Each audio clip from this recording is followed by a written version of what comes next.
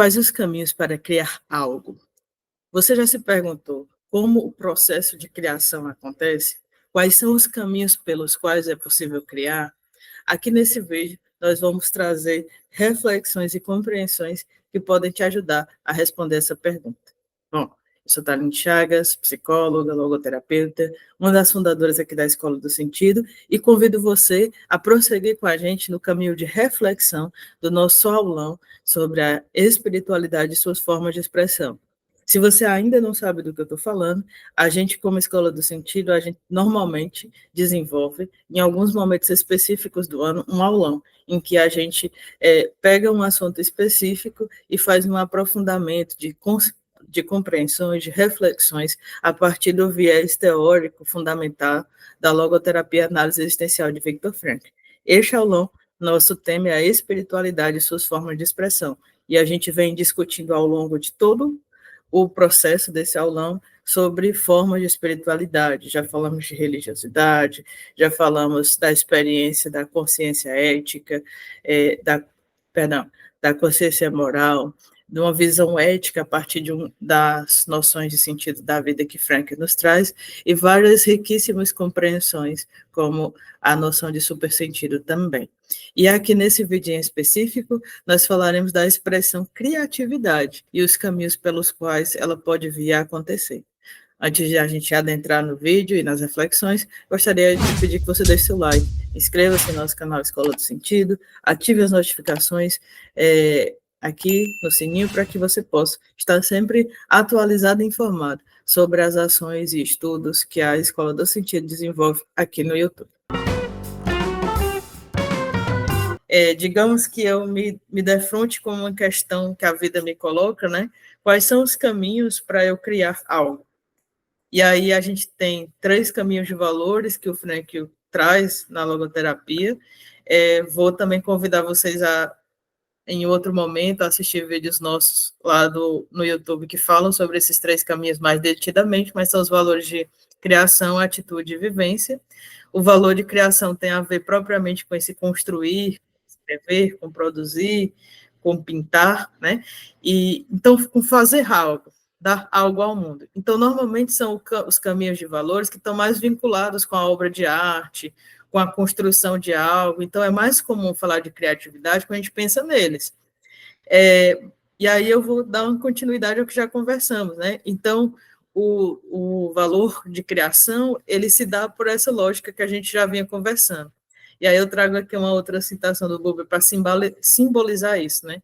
Fazer, criar, inventar e encontrar. Dar forma é descobrir.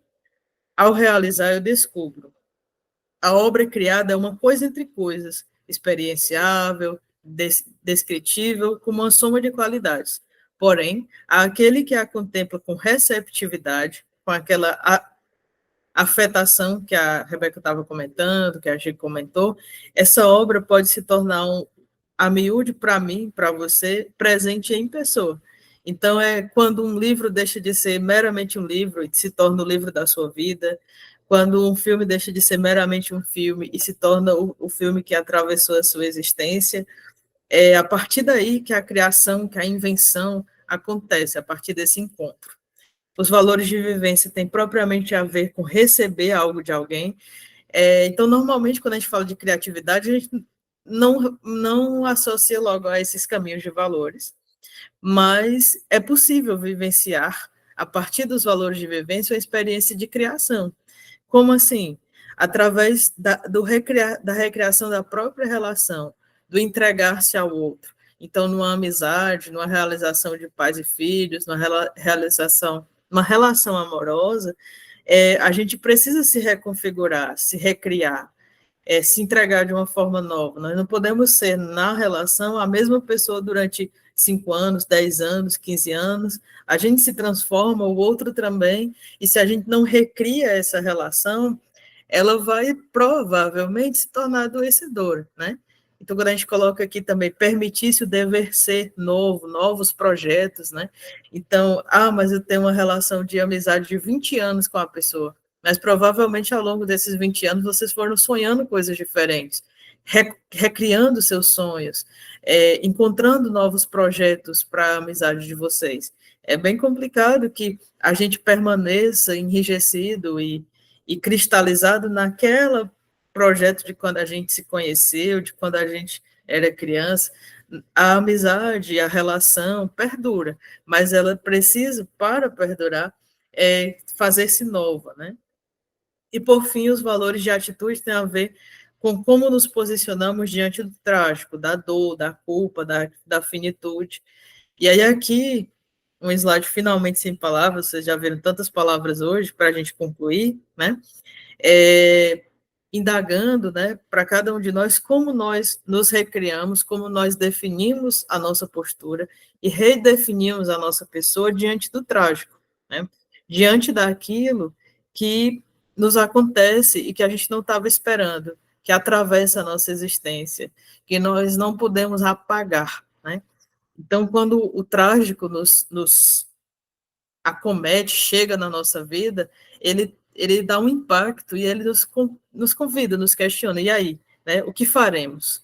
O que você vai fazer diante da culpa de algo que você não pode mudar, diante de uma dor que apareceu sem esperar, diante de uma perda, diante da finitude, né, diante de tantas coisas. E assim, normalmente esse caminho de valores não está muito vinculado à criação, mas como dar conta de algo que a gente não pode mudar, a não ser se recriando, a não ser agindo com uma postura nova, com uma postura inédita diante disso que nos aconteceu.